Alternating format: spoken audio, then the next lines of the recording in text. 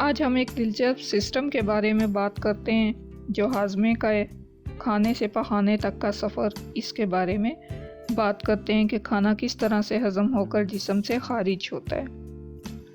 جب ہم کھانے کو چباتے ہیں، کھانے کو منہ میں ڈالتے ہیں، اسے چباتے ہیں تو زبان کی مدد سے ایک گیند نما شکل بنتی ہے جسے بولس کہتے ہیں۔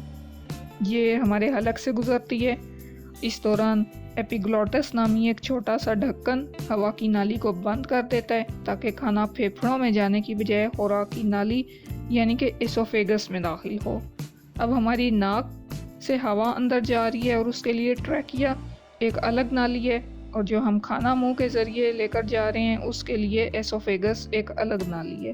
اب جب ہم کھانے کو منہ میں ڈالتے ہیں اور اس کو چباتے ہیں اور وہ گول شکل اختیار کر لیتی ہے، بولس میں کنورٹ ہو جاتی ہے، پھر ہمارے حلق سے گزرتی ہے، بہت چانسز ہوتے ہیں کہ سانس کی نالی اور کھانے کی نالی میں سے کچھ آگے پیچھے ہو جائے، کھانے کی نالی سے ذرات سانس کی نالی میں چلے جائیں۔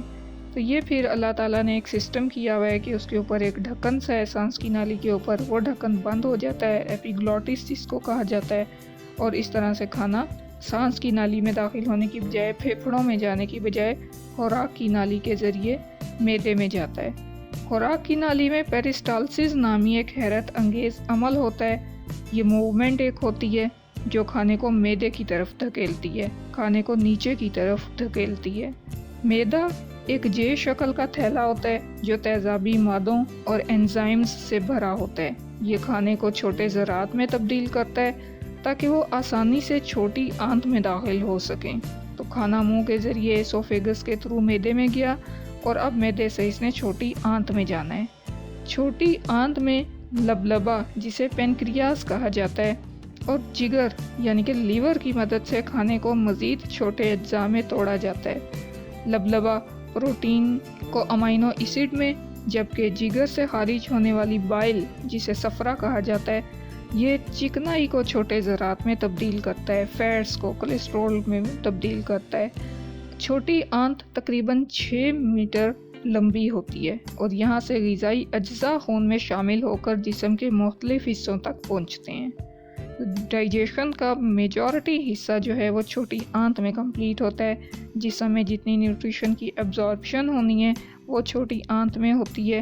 یہ 6 میٹر لمبی ہوتی ہے۔ 6 میٹر لمبی میں سے جب خوراک گزرتی ہے، ڈائجیشن کا پروسیس ہوتا رہتا ہے، وہ مزید چھوٹے ذرات میں تبدیل ہوتی رہتی ہے، اور ان 6 میٹر کا فاصلہ طے کرتے کرتے اس میں سے بہت سی نیوٹریشن ایبزارب ہو جاتی ہے۔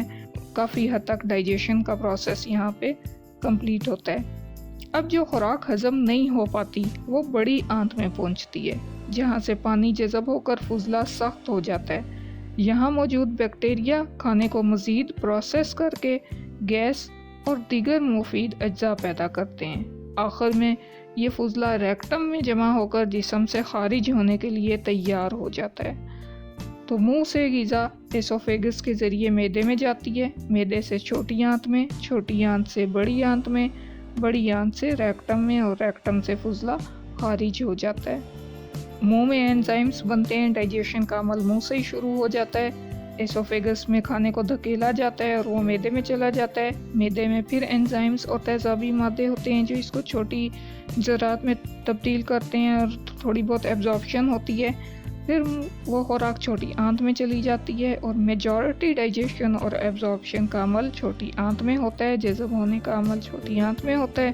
پھر وہ بڑی آنت میں چلی جاتی ہے، یہاں سے واٹر ایبزارپشن ہوتی ہے اور بیکٹیریا کے تھرو مزید پروسیسنگ ہوتی ہے اور فضلہ بن جاتا ہے جو پھر خارج ہونے کے لیے تیار ہوتا ہے۔ یہ ہے کھانے سے لے کر پخانے تک کے حیرت انگیز سفر کا خلاصہ۔